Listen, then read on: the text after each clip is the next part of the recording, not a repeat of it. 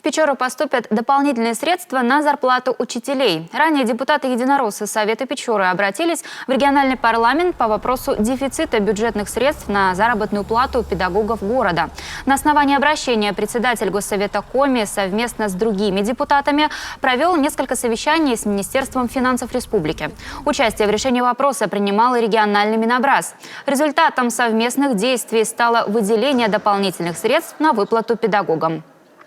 По Печоре достаточно остро стоит вопрос, потому что там снижается доходная база муниципалитета, к сожалению, для нас. Да. Мы все ждем, конечно, открытия больших мегапроектов, продолжения строительства Северного потока, и это тогда даст приток средств. Но на данный момент, конечно же, Печору надо поддержать было этим решением. И вот решением правительства, согласованным с депутатами, дополнительные средства в печорский бюджет придут. Это будет более 138 миллионов рублей, внушительная сумма. Вот сегодня на комитетах, может быть, она даже будет добавлена, и нам Министерство финансов сказало о том, что, возможно, еще будет некий резерв, который действительно распределят.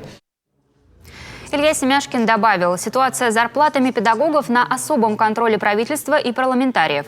Именно благодаря слаженной командной работе мы и дальше продолжим решать актуальные вопросы для наших жителей, подытожил депутат.